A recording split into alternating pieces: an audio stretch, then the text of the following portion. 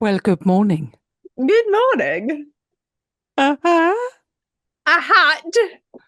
A hat. You are wearing all of the merch. All of the merch. Morning, morning. Morning, morning t-shirt. Morning, morning. I guess what I've got. Oh, Merch mug. merch. Merch mug. Yeah, it's That hat looks important. great on you. Oh, thank you very much. I'm super happy with this hat. Yeah, it looks great. I am also, I have to let the world know the quality of our t-shirts is amazing. Gosh, you've been passing about that, haven't you? Oh Ever my since you got your God. t-shirt. Got my t-shirt and I thought, right, I need to see the quality of this. It's brilliant. It's brilliant. The print quality is good. It's not like, when you get some merch and it's like a sticker that's stuck on. Yeah, that's what I didn't want. Yeah. Yeah, this is not, I hate things like that. If I get a t-shirt through and it's like a sticker stuck on a shirt, I'm Because it's fuming. because it's flat then, isn't it? And it doesn't like sit on your body Yeah. nicely because And you feel it's like it's just gonna trim. peel off. And Yeah. it does. Like I've got a Harley Davidson sweatshirt that I wear a lot for work. Not anymore. Once I get my perplexed sweatshirts through, that's all I'm wearing. Ever. Yeah, but the print on this is like it's integrated into the fibres of the shirt. Yeah. It's great, Good. great I'm quality. pleased. Yeah, yeah, I'm pleased because I can't be sending out shit merch. No. If you've ordered merch, please Mm. take a picture with it and send it to us. Yes, yes, definitely. Please, please, please. Because we would love to know. Yeah. Yeah. All right. Well, do you know what else you'd love to know? Is it random blams? Go. You stole that from me. I did. It's not a cheery one, so I'll just get it over with quick. But we watched a film yesterday and it was about child trafficking and it was really disturbing, so much so that I had to keep getting up and walking off and finding things to do. And I was like, I'll just go outside and get some wood for the fire. And but there was a fact, because it was based on a true story, there was a fact at the end and it absolutely blew our minds. Like all of us went, oh my God, what? And I was like, right, take a picture of that because I'm going to tell the people. Did you know that there are more humans trapped in slavery today than in any other time in history, including when slavery was legal? Really? Yeah, that's hideous, isn't it? More people trapped in slavery today than any other time in history. Yeah. That to me is terrifying. There was like it said after that, it said that millions of those people are children. That's just hideous. Yeah. But yeah, Oh so dear. sorry about that depressing fact, but we All need to right. be aware. No, no, you're absolutely right. Yeah. I have got two facts because I've got a fact that I really want to tell everyone. And then also Josie told me a very interesting fact this morning. Josie comes up with great ones. She does She indeed. does. So Josie's fact, because I don't know it completely, but Mm. in something like 1902, the a law was introduced about the distance that two houses have to be apart when they back onto each other. So they obviously can't be back to back. So Okay. yeah. So like you have the back of your house and then a garden and then someone else's garden and then the back of their house, don't you? Yep. Yep. So how they measured that distance legally was by having two men walk apart. And then when one man couldn't see the other man's nipples, they went, yeah, this is the distance. I And that, can't see your nipples, John. yeah, can you see them now? Nope.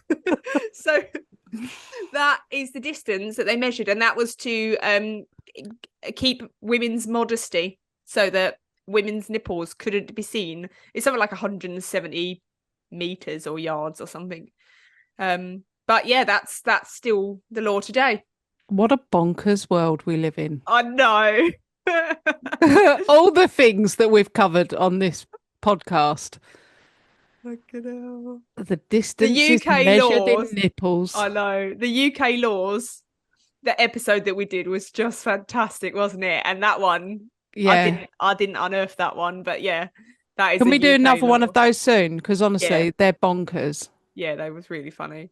Can we have one of Um, those next week? Because it's my birthday next week. yeah, we can have one for your birthday. Yes. Yep. Yep. Amazing.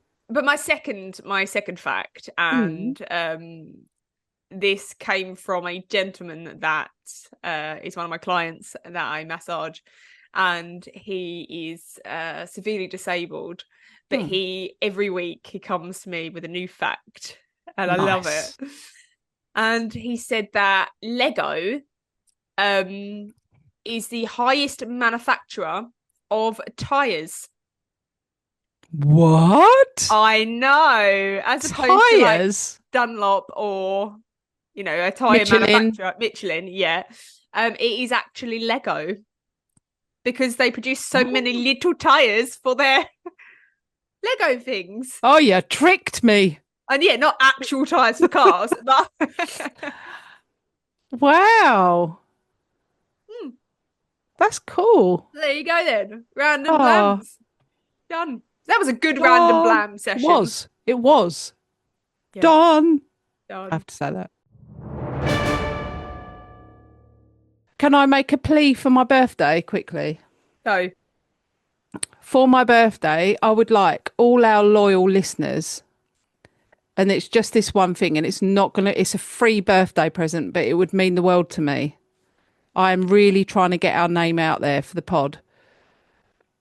So for my birthday, I would like all our loyal listeners, if you haven't done already, could you please go on YouTube and subscribe to our channel?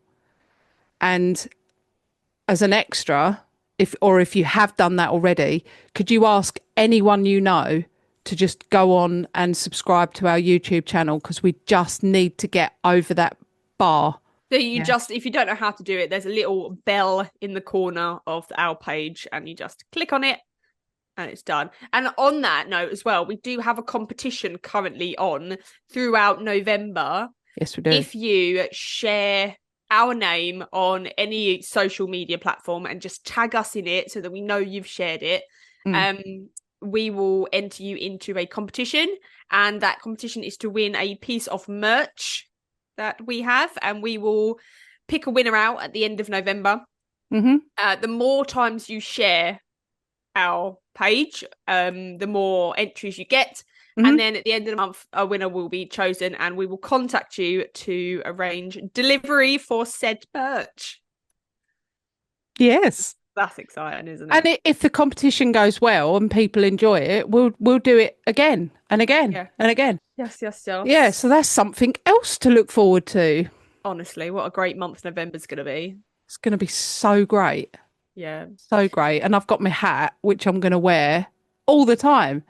Because for those of you that don't know, I've started grey blending, which we thought would be a great idea, because I got sick of dyeing my hair, because I went grey at the age of 16.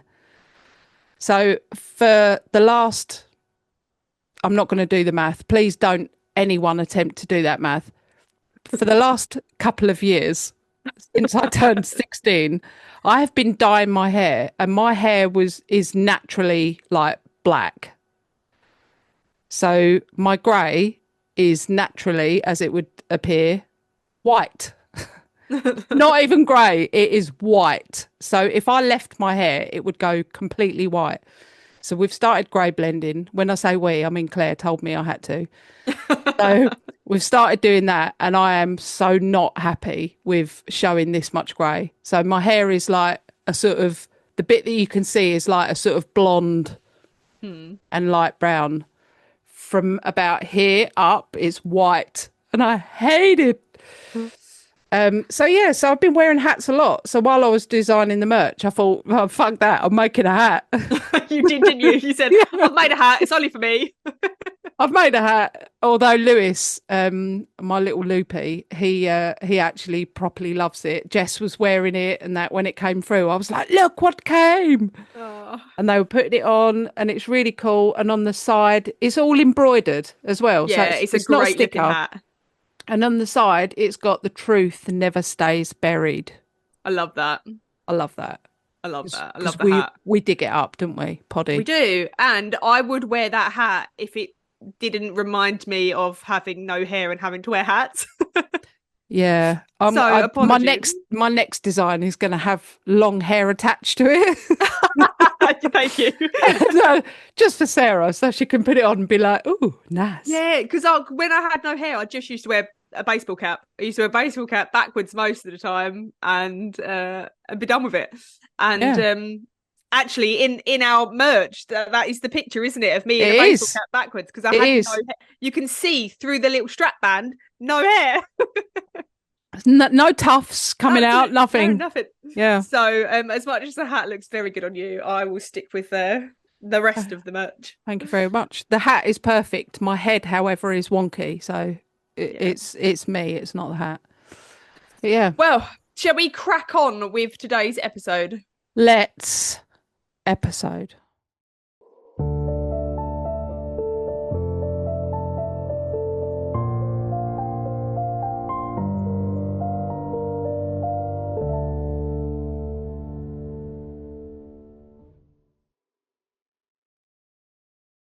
Morning. Morning. Morning, morning. Morning, morning, t-shirt. Morning, morning. Yeah. Hope you're all well. Well, Are you well? I'm weller You than well? I was last week. Weller. Yes. Weller. Weller. Yeah, I thought that.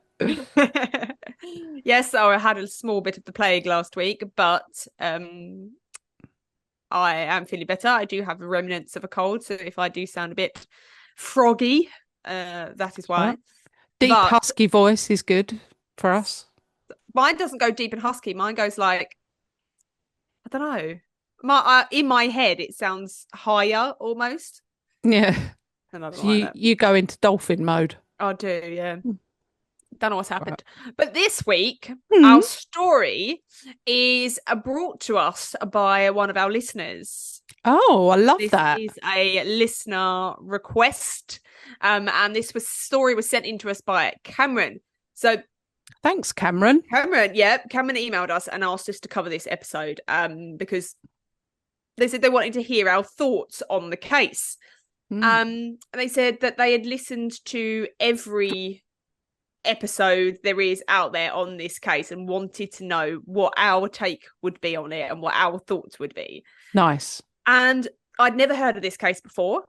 And then so I did a little looked it up a little bit. And it is remarkably similar to another story that we have covered that was just as perplexing. Oh. And that kind of led me down the path of not only like, what the hell in this story, like what the hell happened, but why are these two so similar? Oh, okay. And you'll understand more during the story. But today's episode is all about Peter Bergmann. Don't know Peter Bergmann. Well, you will. So our story begins at Ross's Point in Sligo, which is in the north of Ireland. It's not Northern Ireland, but it is in the north of Ireland. Okay. Ross's Point is an area of beach at the entrance to Sligo Harbour and is a very popular area for the residents of Sligo to head over for their beach days. It's a bit like a Hunstanton for us. But it is also said to be one of the most haunted locations in Ireland. And I actually read somewhere someone said it is the most haunted location in the world. In the world? In the whole world. But I didn't believe that. So I've just gone with Ireland. So while this is where I am beginning the story, this is technically where the story ends. Oh. Well, I'll see you all next week. Goodbye. Because on the 16th of July 2009, around 6:30 a.m., Arthur Kinsella and his son Brian were training for a triathlon on the beach at Ross's Point. And off in the distance, through the haze of the fog of the early morning, Arthur spots something in the sand. And as he approaches and the fog clears, he sees the body of a man lying face down in the sand, dead. So he calls the local police, who are called the Gardaí, and they arrive at the beach around 6:45 a.m. And the officers obviously scan the area and they take note of the body. It is a body of a man. He's tall, slim, with grey hair, wearing a short sleeve navy blue t-shirt tucked into some black brief style underpants. Now, peeking out underneath these black briefs was a pair of blue, black and purple striped Speedos. The only other thing on his body was a waterproof watch, which was on his wrist. No footprints, other than their own, were found near his body, and there was no sign of injury or blood to the man. Aside from the slightly unusual choice of clothing the deceased man was wearing, there seemed nothing unusual about the circumstances. The officer concluded that the man had obviously drowned and washed up on the beach. Nearby to where the deceased man lay, officers found some of his belongings. So bundled up on top of a rock were some more clothing that appeared to belong to this man. Folded neatly in a pile was a black leather jacket from a brand called C&A, navy chino trousers, also from the brand C&A, and a black sleeveless Tommy Hilfiger vest jumper. And on the sand next to the rock were a pair of black leather Finn comfort shoes, manufactured in Germany, a pair of dark-coloured socks, and a black leather belt with Key West, USA on it, which was made in Italy. So officers searched through the pockets of the items to see if they could find clues as to who this man was. Surely they would find a phone in amongst the clothing, or a wallet, keys in the jacket pocket. They find a packet of tissues, a small sum of cash, sheets of blank paper, plasters, aspirin tablets, and a soap bar from a hotel. No clues as to the identity of this man were found amongst the clothing. But what they did find was that every single clothing, the label had been cut out. Even the clothes on his body had the tags removed. Oh, And not cleanly cut close to the seam to avoid irritation. They were crudely cut at odd, jagged angles. The mystery man was eventually removed from the beach and taken for autopsy, with authorities hoping in the meantime that someone would soon be reporting their loved one missing, and then they would be able to put a name to a face. But that was yet to happen. So in the meantime, the coroner performed the autopsy. Firstly, he took the fingerprints and other body samples, DNA samples, in the hopes that they would yield answers. And then he got to work. He noted that the man was tall, of slim build with greying short hair, blue eyes and tan skin, and appeared to be in his late 50s to early 70s. He was clean-shaven and well-kept, but had no other external distinguishing marks. He checked the man's mouth for dental treatment, normally a means of identifying the unidentified. He noticed the man had, at some point in his life, had bridging, a root canal, crowns, and had a full gold tooth on the upper back right side of his mouth, and a small silver filling on one of the teeth on the left side of his lower jaw. He found the man to be in an advanced state of prostate cancer, with the cancer also spreading to his bones. He only had one kidney, the other being surgically removed at some point, and there was some obvious scarring to his heart from previous heart attacks. A toxicology report came back with absolutely nothing in his system. Odd for a man in such poor health, the coroner noted. But despite the original conclusion of drowning, the coroner noted that there was no evidence externally of saltwater drowning, and the cause of death was listed as a heart attack. Now, that part is quite important, and we'll come back to that later. okay. But that only deepened the mystery. Who was this mysterious man found on a beach in his underwear and a t-shirt with absolutely no form of identifying him? So officers went with the only clue they had at the time. Found in his trouser pocket was the soap from a nearby hotel, the Sligo City Hotel. From here, officers were able to piece together a timeline of events to figure out how the man on the beach ended up on the beach. So here is what we know about our mystery man. On June the 12th, 2009, 4 days prior, he was captured on CCTV footage. Now, CCTV is closed circuit TV, and only when researching this episode did I find out that CCTV isn't the universal name for... Is it not? No. So people in other countries don't know what... It's not called CCTV. It's surveillance footage or, of a different name. Right. But CCTV is a camera that captures surveillance and is normally on buildings and whatever else. Mm-hmm. So, captured on the CCTV, he was seen at Ulster bus station in Derry, which is in Northern Ireland, and he was captured between 2:30 and 4 p.m. Here, he spoke with a bus driver and asked him, was he going to Sligo, which was a 2-hour journey away. The bus driver told him that he was not going to Sligo, but directed him to another bus, the Galway Express, which was going via Sligo.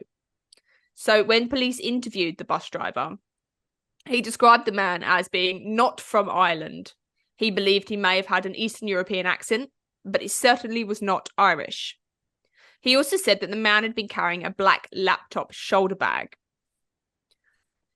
He's then seen on CCTV at 6:28 p.m. arriving at Sligo bus station and getting off the bus carrying a black shoulder bag and a larger black holdall-style luggage bag. A taxi driver came forward to say that he took the man from the bus station to Sligo City Hotel. And you can then watch the man entering the hotel. His black shoulder laptop bag over his shoulder, and in his hand he is carrying his black holdall. He arrives at the front desk, having not previously reserved a room in advance, and just on the mere off chance asking if there is a room available. He's in luck. They just need to take a few details from him before they hand over the key. He is then seen filling out some form of paperwork at the front desk, which was a form asking for his name and address. He writes down his name, Peter Bergmann, spelled Bergmann, 2 N's, and his address, which is Einstettersten 15 4472 Vienna, Austria. He pays for 3 nights accommodation in cash and then heads off to his room. Great. Case closed. They know who the mystery man is. Peter Bergmann. Except when officers check, they could find no record of a Peter Bergmann living in Austria. They could find no evidence of a passport ever being issued to a man named Peter Bergmann with his description and age range, or the address he wrote down. And the address he wrote down just happened to be an empty lot, not a real address. Whoever this man was had gone to some lengths to conceal his real identity. But why?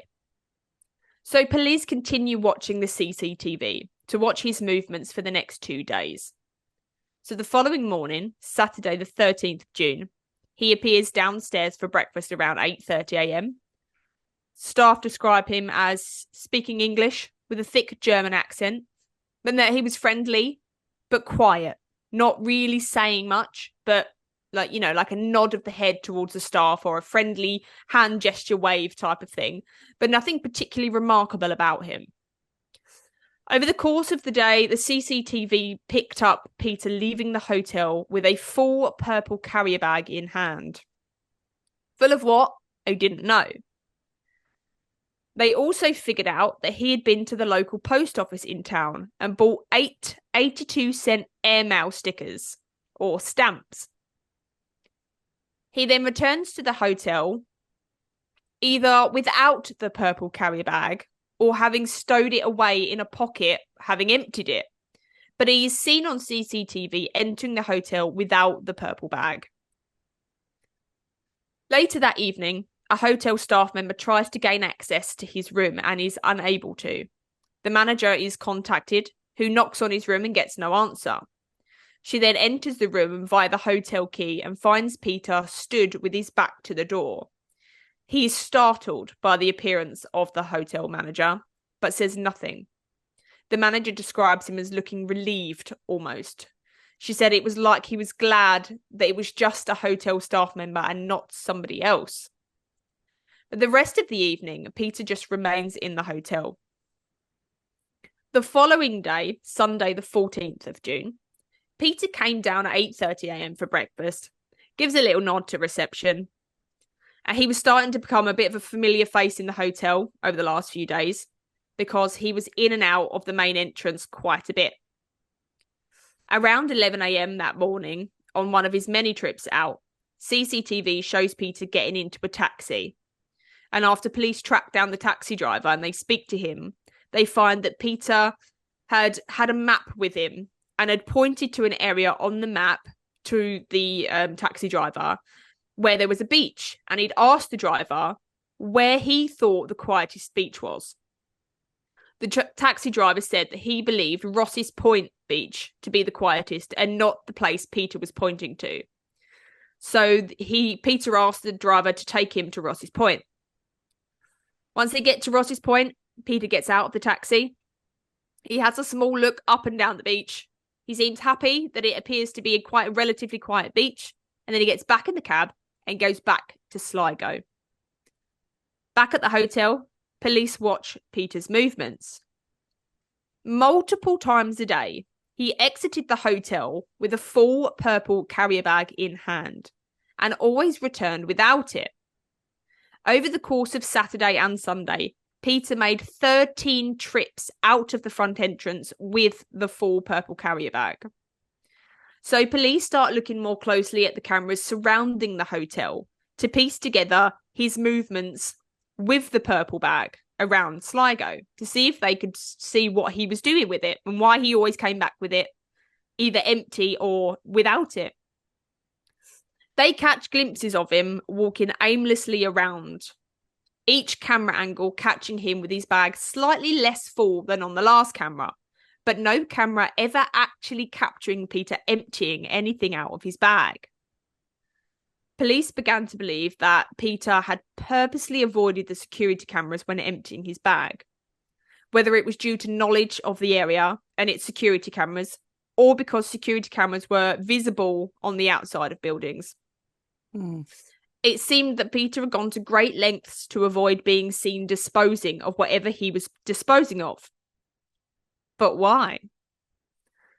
The following day, Monday the 15th, Peter came down to reception and was due to check out at 11 a.m. He asked the receptionist for a late checkout, as he said that he had some errands to run. And then police watched Peter leave the hotel room with a full purple carrier bag, only to return shortly later without it visible. At 1 p.m, Peter is seen at the reception checking out. He has with him a full purple carrier bag, his black laptop shoulder bag, and his black holdall duffel bag. He hands his key back and leaves the hotel for the final time. CCTV then pieces together his next movements. He heads back to Sligo bus station, the bus station he had arrived at from Derry 3 days earlier.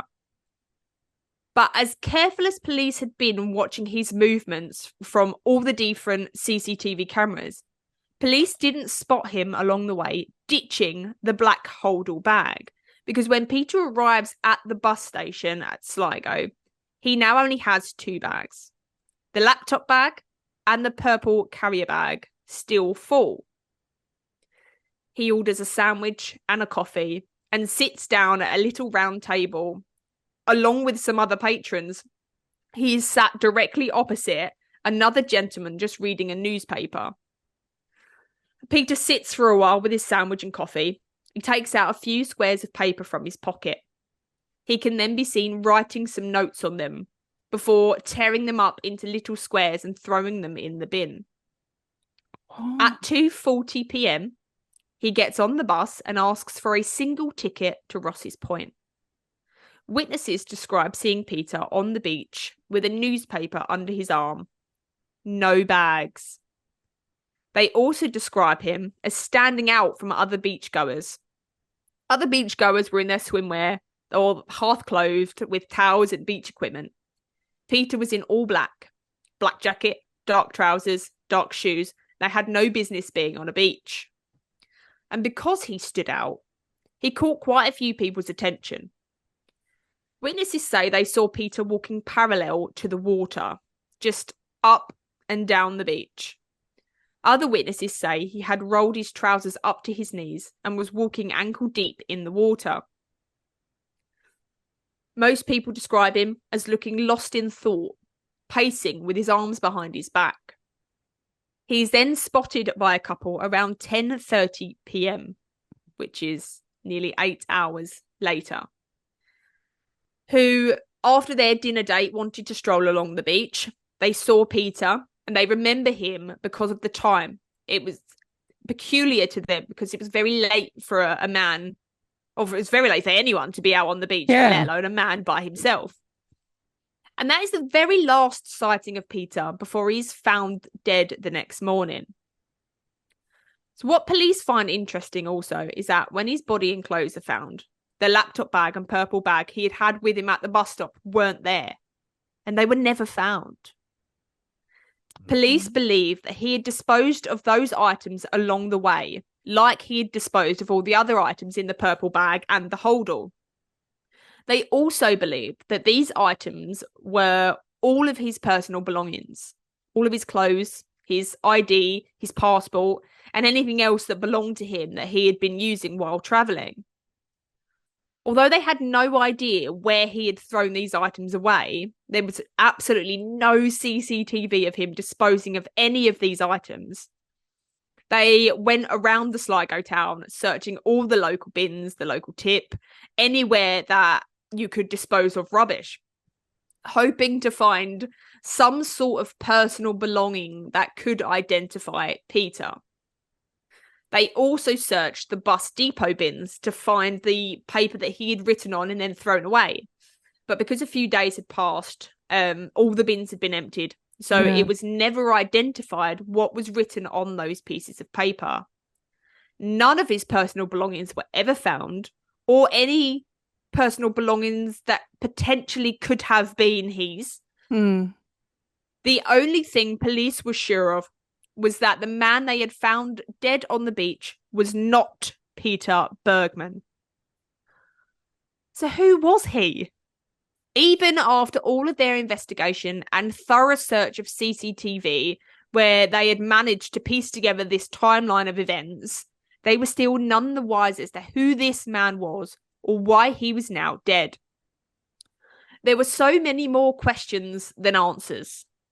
So they turned to media outlets across Europe to try and identify him. His fingerprints and DNA were also searched across all police databases, and they came back with no match. And no one ever came forward to claim him. Here are the theories and my points on those theories. And then I will be asking you some questions, or you can ask me some questions. If you ask me what my theory is, you're going to be irritated. Aliens. So, theory 1, which is the main theory of the Gardaí in Sligo, is that Peter Bergmann knew that he was dying, so he wanted to end things on his terms. So he discarded his personal belongings and took himself to Ross's Point to wade out into the sea, hoping that his body would be carried away and never found. So that is theory number 1. Here is my problem with that theory. Why Why did he need to discard his belongings and ID? Why did he want to be untraceable and disappear? Why did he take his clothes off if he was going into the water with the intention of ending his life? Because wet clothing weighs you down and, you would drown quicker. Why was he wearing swimming trunks underneath his pants?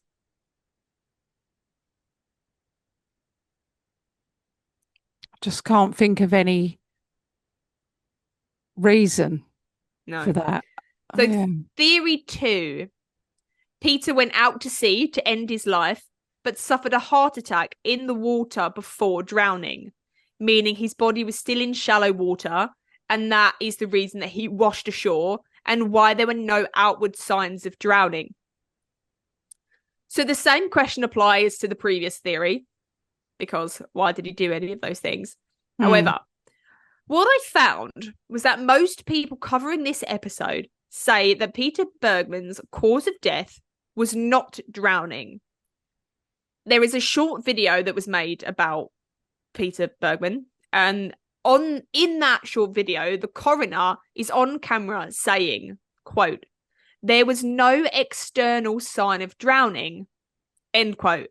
The clip is then edited and another clip is then put in and somebody else is talking.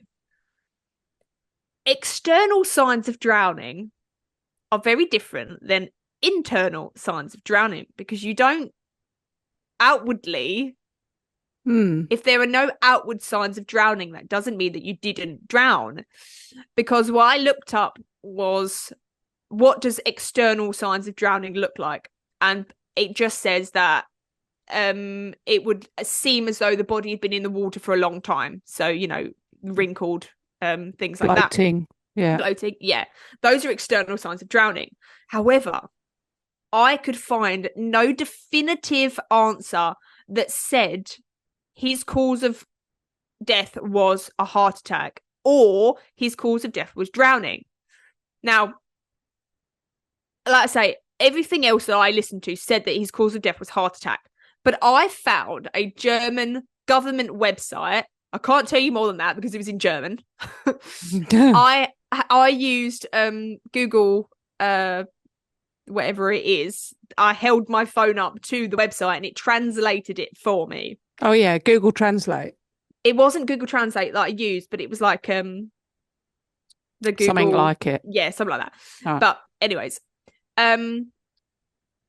so I that translated that, and it says on there that Peter Bergmann's cause of death was drowning.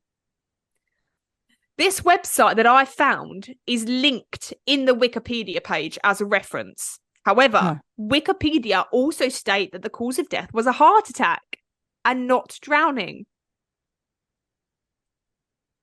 So his heart did show signs of previous heart attacks, but for me personally, it is unclear as to his actual cause of death. I feel like the clip of the coroner saying that there are no signs of external drowning was edited short to make the story more perplexing.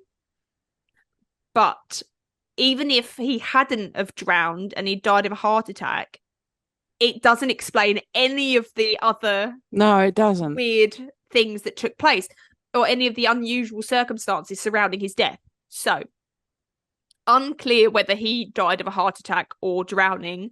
Nonetheless, he died, and it is still very strange, his movements leading up to his death. Yeah. Theory number 3.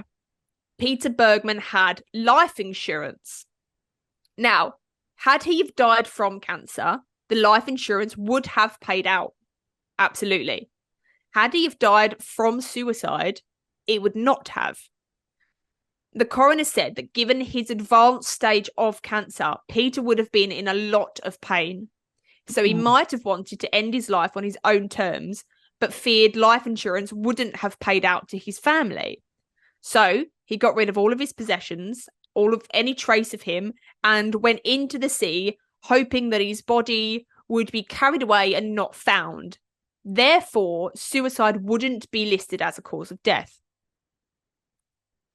My problem with that theory is that had Peter's body not been discovered, his life insurance still wouldn't have paid out for years because it takes a very long time for someone to be declared dead after going missing. Because essentially, he would have been declared missing, and then after a certain amount of time, you can then legally declare them dead. Yeah, I think something like 7 years rings a bell for me.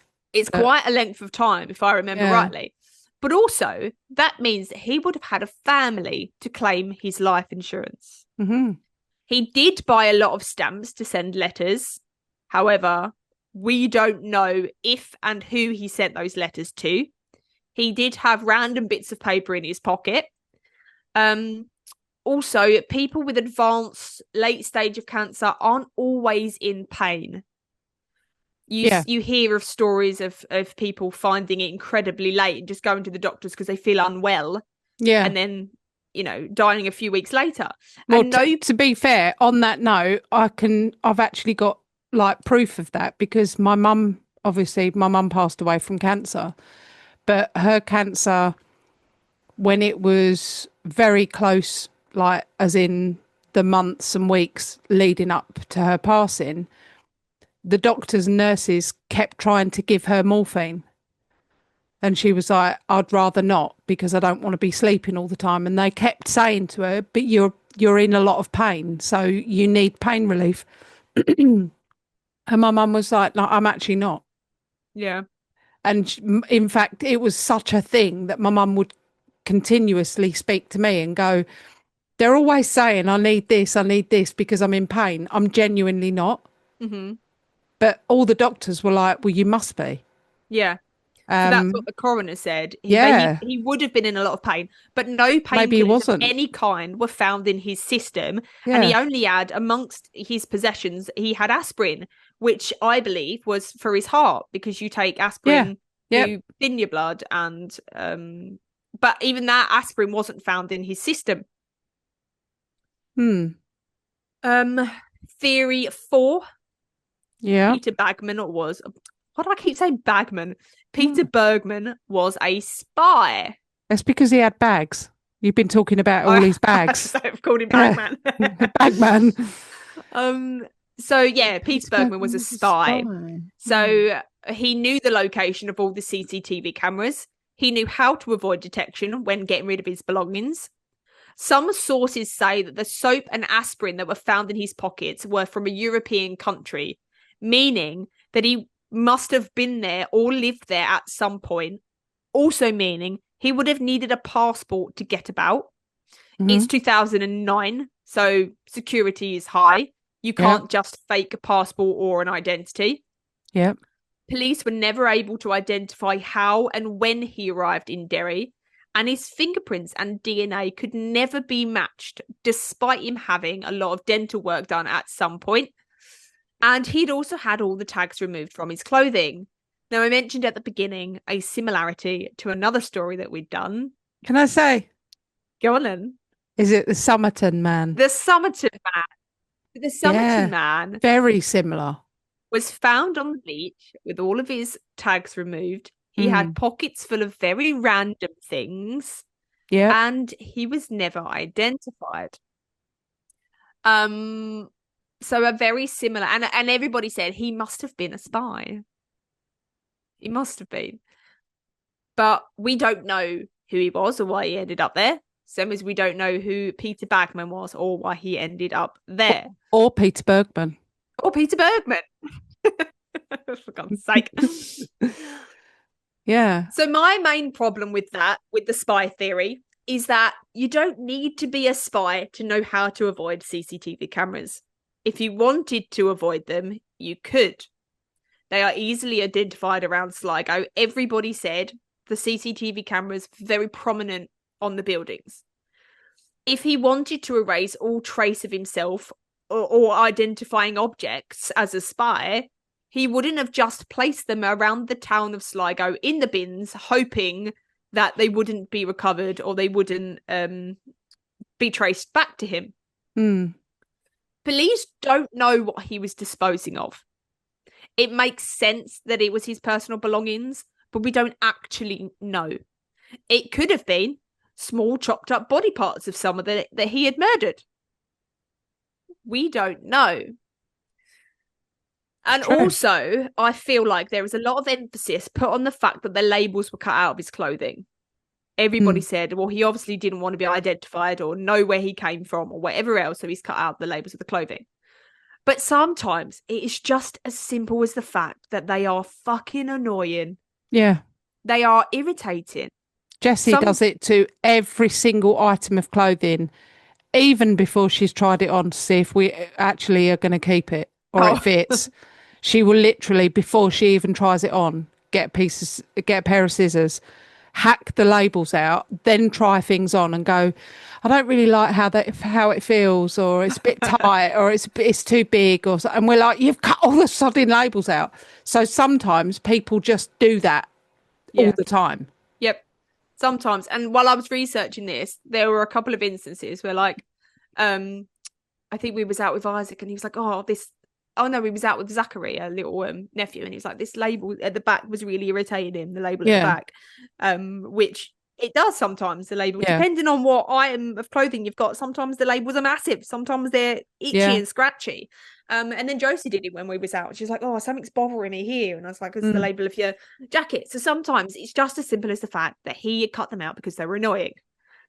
So doesn't necessarily. Merch labels are lovely and soft. Real soft. They stay laid down. Yeah, I don't think that's a massive clue about the labels being cut out. It's a coincidence, a massive coincidence, because Somerton Man did it as well. Yep.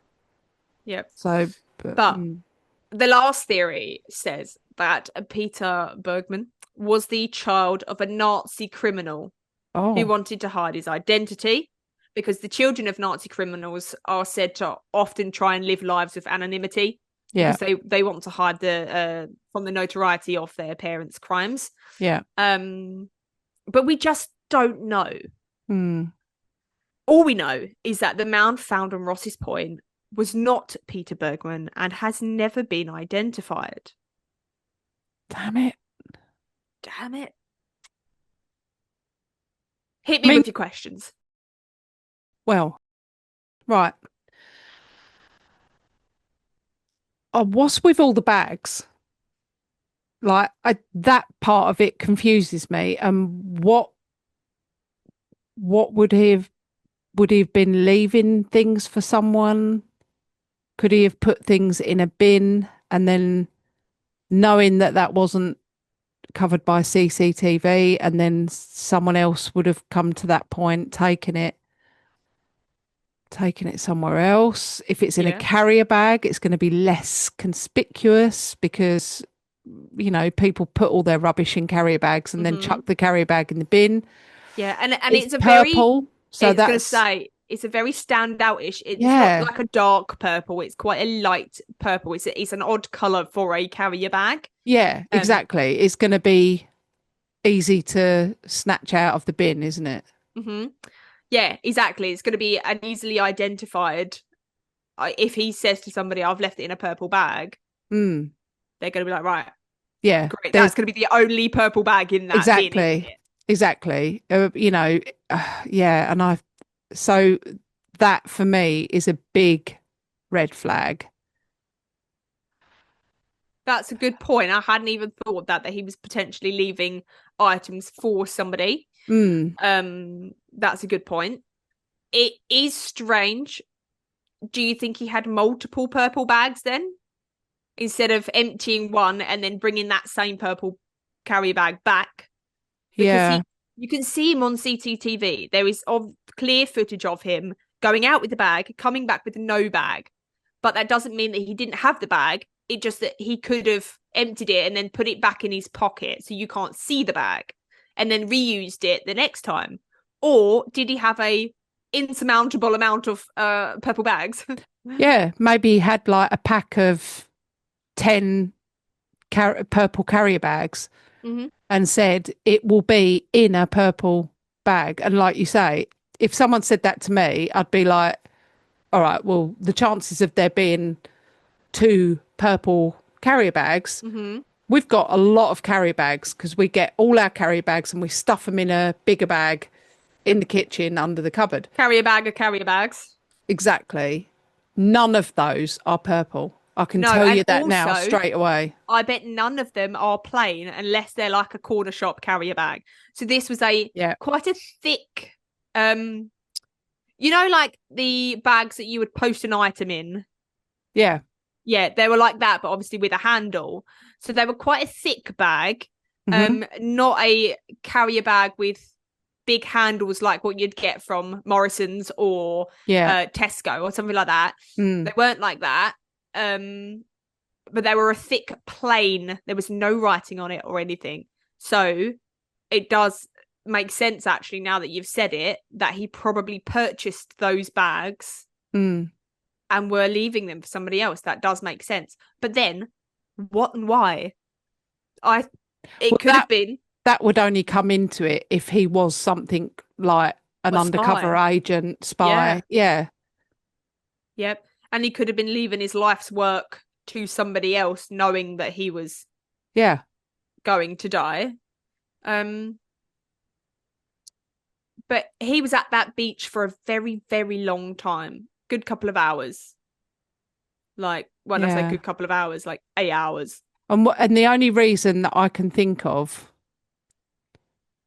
as to why he would have swimming trunks underneath his pants and all that would be that at some point he was planning to get undressed on the beach and like he doesn't want to like get naked on the beach and then put swimming trunks on. So Yeah. that to me would be a pre-planning. I'm going to need to get in the water. I'll put my swimming trunks on first and then put like Well, every you do when you go swimming, you put your yeah. swimming clothes on underneath your regular clothes, but you Yeah. don't put your pants on You over the don't top, no, do you? you don't put underwear over the top, but I don't know, maybe he just thought I may as well instead of like packing them in my bag or just having like a random pair of pants in my bag, I may as well just stick them on over the top. Or he might have thought there's a chance that I might not be going swimming, and in which case I might have to dump my bags and I need Pants. like my pants. So maybe he just thought, sod it, I'll just put it on. Maybe it was just one of those things where he thought, oh, I may as well just stick them on over the top. Yeah. But It's why? just it's very odd, isn't it? Like if you're going Oh, into the so odd. water to with the intention of dying, Yeah. are you going to be putting non-swimming clothes? I don't think so. No. I just can't figure out what his intentions were. A lot of people are saying that perhaps he misjudged the high tide, and that's why he came back into shore. It's very strange that if he did go out and drown, it would have been in quite shallow water to be able to Yeah. wash him back up on shore instead of taking him out to sea. I don't think I don't think he wanted to die by suicide. I don't think that was part of the plan. Do we think that actually he just wanted to go for a swim on his own? He just wanted to be by himself. The beach had cleared. It's 10:30 at night. The beach cleared. He wanted to go for a nice moonlit swim. And he was in the process of taking off his clothes to go for a swim. And he had a heart attack and died. And actually, there was, apart from him getting rid of his clothing, perhaps his plan was to just get rid of his items and then go for a swim and go somewhere else the next day, head to a different island that Yeah. he'd never been to. We just don't know. And Yeah. it's frustrating that we don't necessarily have a clear idea of his cause of death. If it was drowning, that's Mm. strange. If it was a heart attack, perhaps he'd never even gotten into the water. God, it's a real head fluff, isn't it? It is a real head scratcher. Mm. A very perplexing case. And I'm really, really pleased actually that it was brought to our attention because this is exactly what we enjoy, Yeah. isn't it? Yeah, it really is. It really is. And I will absolutely love putting the case file for this together and putting it on the website Yeah. because, yeah, we'll get as much evidence and photos and footage as we can and put it in the case file. And then I'd love to see if, I'd love to know what people's views are. Well, on the case files themselves, there are options, isn't there? There's a poll. What Mm, do you think happened? So you can have your say about what yeah, you think happened. We'll put the theories on there and then you can yeah, pick which ones are more likely to be your own. Or you can let us know whatever your theory is. I mean, Cameron brought this to our attention. We don't know what their theory is. So email us, let us know. yeah. Thanks for this, Cameron. Yeah, we Yes. would love to know what your thoughts are. Cool. And yeah, if we get any ideas, with people that want to say their thoughts on what happened in any of the cases, Mm-hmm. um, or if you find some information that we haven't got in the case files or anything like that, just send it over to us. Absolutely. But yeah, I would love to know. But yeah, that's a real perplexing one. I'm going to be thinking about this Mm-hmm. for a long time Yep. because I did with the Somerton man as well because that's another thing that's throwing me up Well, in the air because it's very similar, when isn't I it? was researching this, another name kept cropping up as well, and it wasn't the Somerton man. And it So wasn't Bagman it wasn't Bagman. or So Bergman. I will be looking up that case also at some point because That I will perhaps look forward to there are that. more. Yeah. Oh my God, what if we're the only ones, us and the Blamley, that have actually put all of these cases together and all of a sudden it's like, wait a minute, there's 68 cases of people being found on the beach with the labels cut out of their clothes. Yeah. With odd suspicious behavior prior to their death. Yeah. Yeah, so I will be having a look into that one also. Anyone listening to this that hasn't listened to the Somerton man, get your butts over and have a Yeah, look at that's a real confusing yeah. one. Yeah. Well, it's very similar to this. There's a Yeah. lot of real similarities to it. Yep.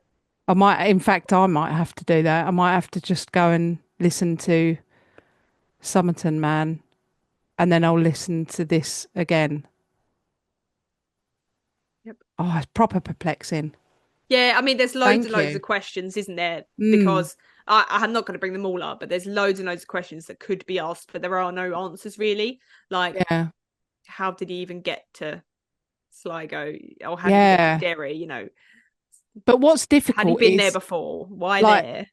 and this must be really difficult for like police and detectives. And what I find troubling is you just don't know what's just a massive coincidence Mm-hmm. and what is relevant to the case. Like, Yeah. how do you know what bit to look into or whether there could be something like a pencil or something that's been found and that could break the case. Do you know what I Yeah. mean? If they took that pen, we look back in years later and we go, if only they'd taken that pencil and fingerprinted it, and it would have shown up the Yeah. fingerprints of fucking Ted Bundy, and then we'd Yeah. have known. Do you know what I mean? But Well, that's you what don't know what's relevant, do a you? lot of people said.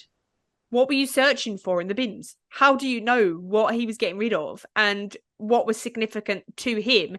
He Mm. literally could have been emptying out rubbish. And Yeah, you scooted through all that rubbish going, oh, I'm looking for a passport. I'm looking for this. I'm looking for that. I'm looking for clothing. And actually, you've scooted through all of the items that he did throw away because that's not what yeah, you're focusing on. You're not looking at that. So we just don't know what he was throwing away. Police assume it was his clothing because none of that was found. He had bags and the laptop case and everything else with him, mm. which he then didn't have on the beach and has never been found. Mm. So who knows what I it feel was. confident that we will know soon because us and our listeners will get our heads together and crack the case wide open. Cool. Well, I'll leave you with that then. Mm. I'm going to be researching purple shopping bags now. Yeah. And then I'll edit the episode first. Cool. Great. Thanks. Right. All right. Well, I'll see you on the next one. Yeah. See you on the next one. Bye. Bye. If you have enjoyed listening to our episodes, make sure you rate us and leave us a review on whatever platform you are listening. We absolutely love hearing from you guys. So you can also help support our show by donating to our Buy Me a Coffee link. We will make sure that you get a massive shout out and a big thank you in our next week's episode. You can also follow us on social media at Perplexed Podcasts. We're on Facebook, Instagram, and if you want to see more videos and blooper reels, subscribe to our TikTok and YouTube channels. You can also email us your stories at perplexedpodcasts@gmail.com. And you can find all the relevant links in the episode descriptions. Thanks for listening. Bye.